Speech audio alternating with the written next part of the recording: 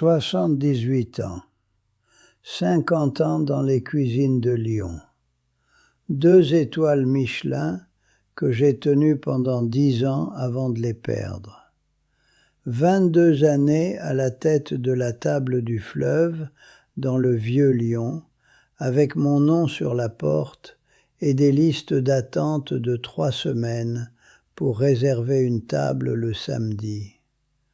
Paul Bocuse m'a serré la main en 1991 lors de la cérémonie des étoiles à Paris et m'a dit « Beaumont, t'as du caractère dans l'assiette. » Pas du talent, du caractère.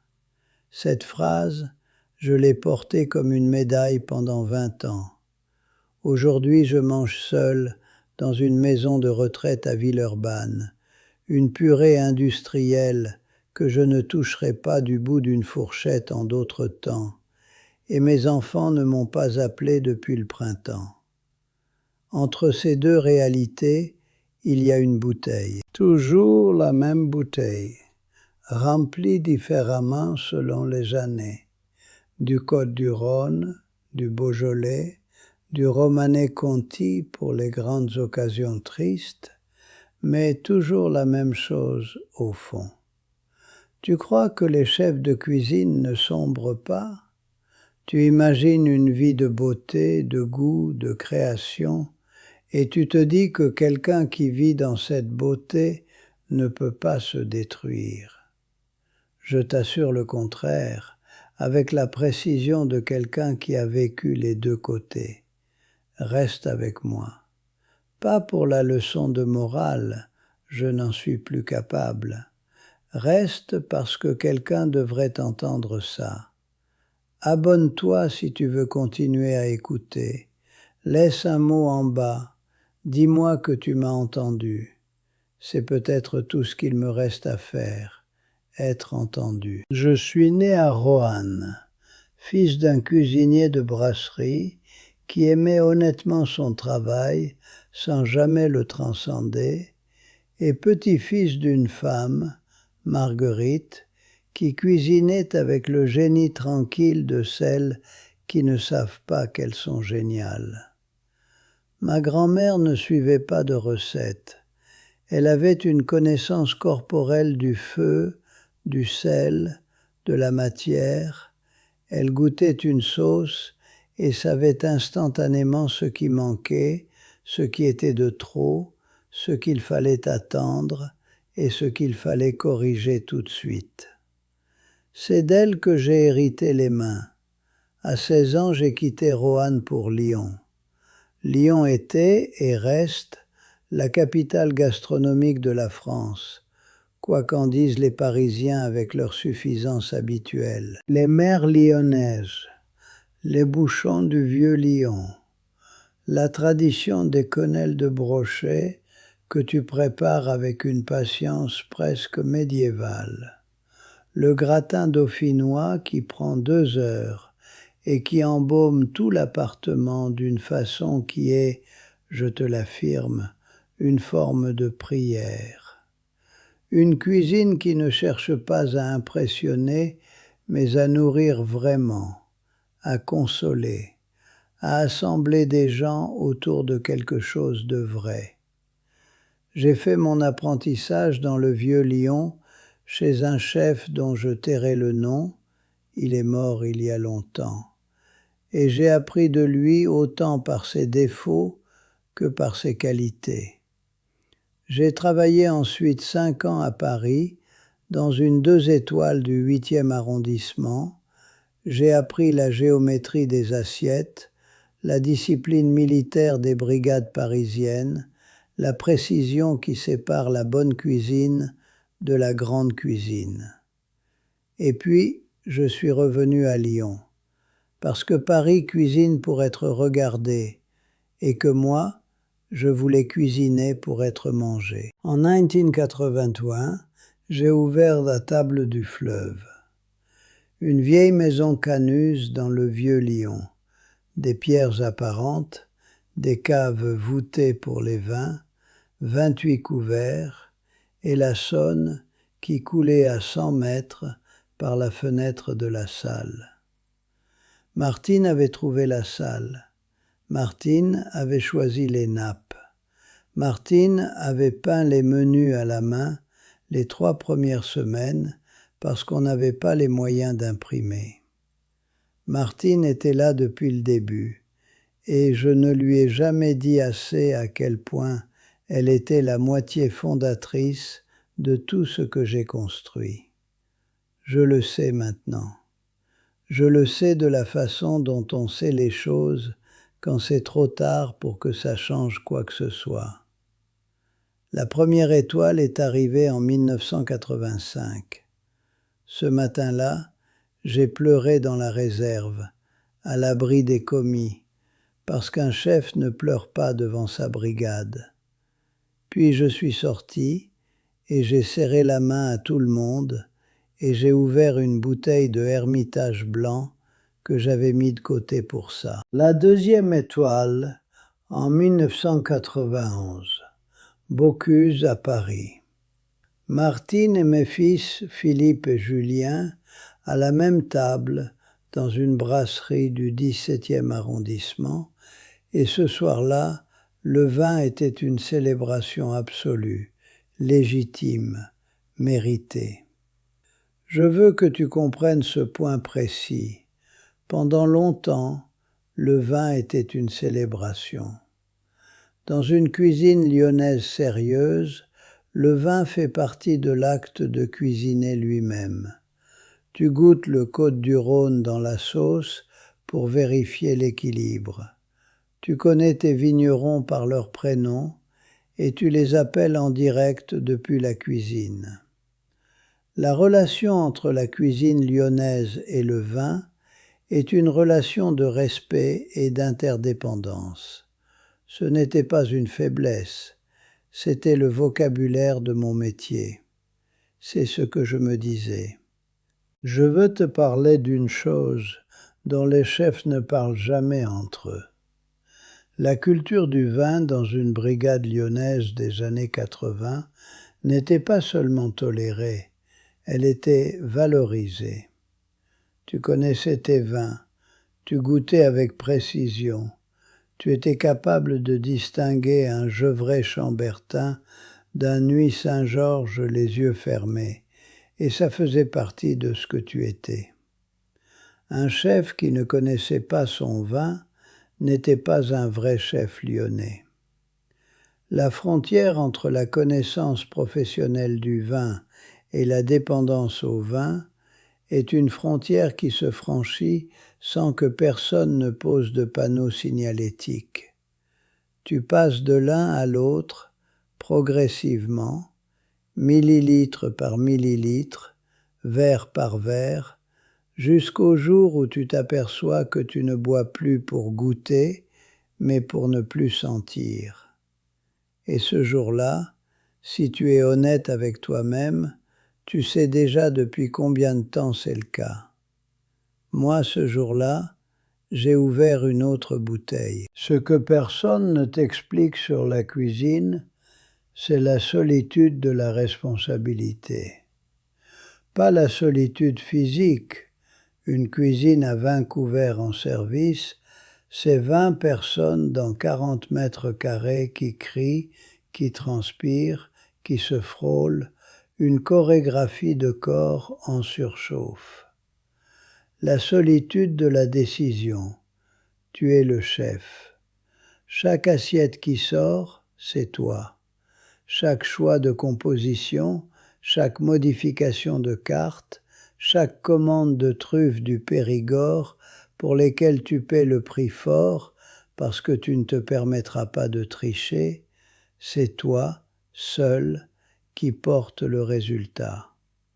Et l'inspecteur Michelin que tu attends sans savoir ni quand il vient, ni sous quel nom, ni à quelle table il s'assoit, cette menace permanente te colle à la peau 24 heures sur 24. Tu la portes chez toi le soir, tu la portes dans ton lit. La seule chose qui la déposait, qui la mettait à distance pendant quelques heures, c'était le vin. Une bouteille après le dernier couvert, quand les commis étaient partis et que la cuisine s'endormait. C'était mon rituel privé, que je ne devais à personne, qui était ma façon à moi de décompresser d'une journée de 15 heures debout dans la chaleur. Martine essayait parfois de m'attendre, puis elle a arrêté parce qu'elle savait que je rentrais après minuit et que je sentais la cuisine et le vin et qu'elle préférait dormir. Pendant des années, j'ai appelé ça la vie d'un chef. C'est la formule qui pardonne tout. La vie d'un chef, c'est les sacrifices, c'est les horaires impossibles, c'est la passion qui dévore tout le reste. Personne ne discute ça. Personne ne dit au chef que sa passion est en train de devenir une excuse. Mes fils ont grandi dans une maison où leur père rentrait après qu'ils étaient couchés. Philippe a commencé à regarder vers Paris à 18 ans, vers ses propres ambitions qui n'avaient rien à voir avec les fourneaux. Et je n'ai pas essayé de le retenir, parce que j'aurais dû pour ça trouver du temps que je n'avais pas. Julien est parti à Montréal à 23 ans, et je lui ai dit que j'étais fier de lui, et ça s'est passé dans un couloir d'aéroport, parce que c'était le seul endroit où j'avais du temps libre en semaine. En 2001, le guide Michelin m'a retiré une étoile. Tu le découvres dans le guide, comme tout le monde, comme un inconnu. Pas d'appel préalable, pas d'explication. J'ai appris la nouvelle en lisant le guide dans la salle vide un mardi matin. Cette nuit-là, j'ai ouvert une bouteille de Romanée Conti que j'avais gardée 10 ans pour une grande occasion. L'occasion, c'était le deuil. Le lendemain, j'ai continué. Mais quelque chose dans le rapport entre moi et le restaurant avait changé. J'avais tenu ces 2 étoiles comme une promesse faite à moi-même, et la promesse était rompue. Et à partir de là, j'ai arrêté de me battre vraiment. J'ai continué à faire les gestes, mais les gestes sans le feu, ça donne de la bonne cuisine, pas de la grande cuisine. Et moi, j'avais habitué mes clients à la grande cuisine. Ils s'en sont rendus compte avant moi. Il y a un moment précis que je revois souvent. Un vendredi soir de 2003, en plein service, le plus important de l'année, une table de 12 personnes, un groupe d'investisseurs lyonnais avec leurs épouses, une commande de dégustation en 7 services. Mon chef de parti, Nicolas, 26 ans, brillant, m'a regardé à un moment pendant le service avec une expression que je n'oublierai pas. Pas de la colère, pas de la surprise, une résignation calme, celle de quelqu'un qui a compris une situation depuis longtemps et qui n'a plus d'illusions. Je tenais la sauce avec trop peu de stabilité. Je savais ce qu'il voyait. Cette nuit-là, en rentrant, j'ai bu jusqu'à 3 heures du matin et j'ai pensé « Demain sera différent ». Demain ne fut pas différent. Nicolas est parti 3 mois plus tard. Il a ouvert sa propre table à Annecy et il a eu une étoile en 2008. Je lis ça dans Go et Mio une année, et j'ai eu simultanément de la fierté pour lui et quelque chose d'autre, quelque chose de moins reluisant, qui ressemblait à une reconnaissance tardive que j'avais eue dans ma brigade quelqu'un qui valait plus que le chef qu'il servait. En 2004, j'ai remis les clés du restaurant au propriétaire sans cérémonie. 22 ans de la table du fleuve se sont terminés un vendredi matin dans son bureau avec une poignée de main et un sentiment de vide si complet que je l'ai immédiatement comblé avec ce que j'avais sous la main. Martine est partie l'année suivante. Debout dans le couloir de notre appartement du 3e arrondissement, une valise posée à ses pieds. « Georges, tu m'as choisi une fois. Tu aurais pu me choisir tous les jours. Tu ne l'as pas fait. » Pas d'éclat, pas d'accusation prolongée. Juste cette phrase, énoncée avec la précision tranquille d'une femme qui a réfléchi pendant des années à ce qu'elle allait dire et qui a finalement choisi l'économie de moyens. Elle avait raison, naturellement. Je le savais dans le couloir ce soir-là, et je n'ai rien dit parce qu'il n'y avait rien à dire. Sandrine, ma fille qui vit à Lyon, est venue les dimanches pendant un temps. Puis les dimanches sont devenus des appels téléphoniques. Puis les appels téléphoniques sont devenus des messages à Noël et aux anniversaires, brefs et polis, comme on l'est avec un parent qu'on respecte encore, mais qu'on ne peut plus tout à fait reconnaître comme sien. Villeurbanne. La maison de retraite ressemble à toutes les maisons de retraite de France. Des couloirs trop éclairés, une odeur de propre qui essaie de masquer quelque chose de moins propre, des repas à des heures que mon estomac de cuisinier refuse catégoriquement de reconnaître comme raisonnables. On mange à 12h30 et à 19h, et les deux repas ont la même consistance de quelque chose qui a été pensé pour nourrir sans avoir été pensé pour plaire. Ma fenêtre donne sur un petit jardin carré avec un rosier qui refuse de fleurir. Sur le rebord de la fenêtre, j'ai posé ma toque de chef, la vieille, celle des grandes années, jaunie sur les bords, avec cette tache brune dont je ne me souviens plus de l'origine.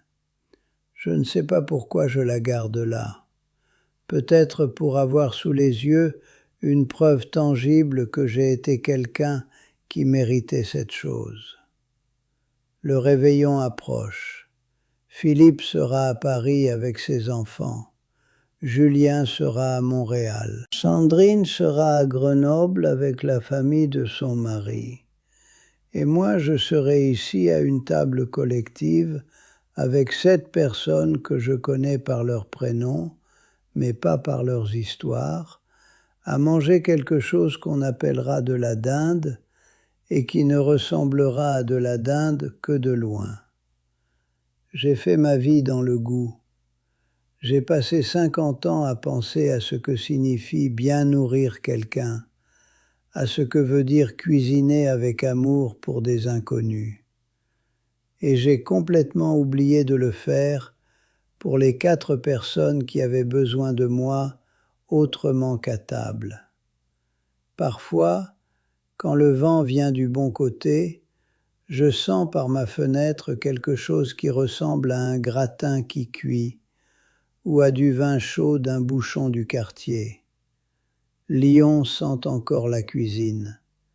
C'est sa qualité et, pour moi maintenant, sa façon de me rappeler ce que j'ai eu et ce que j'ai laissé partir. Si tu cuisines, si tu travailles dans la restauration, si tu te reconnais dans ce que je décris, la bouteille après le service, le verre pendant le service, la conviction que c'est le métier qui veut ça et pas toi qui en as besoin, parle à quelqu'un. Pas dans 6 mois, pas quand le service ralentira, maintenant. Parce que la cuisine prend tout ce qu'on lui donne, et si tu lui donnes ta famille en même temps que ton talent, elle les prendra tous les deux sans se retourner. J'en suis la preuve vivante, ou ce qu'il en reste. Et la toque sur le rebord de ma fenêtre à Villeurbanne, c'est tout ce qui reste de 50 ans de feu et de sauce et de nuits que je n'aurais pas dû passer seul avec une bouteille. Ce métier est magnifique. Ne laisse pas la bouteille t'en priver. Ne laisse pas la pression te faire boire. Ne laisse pas le silence de la cuisine vide devenir la seule chose que tu connaisses la nuit.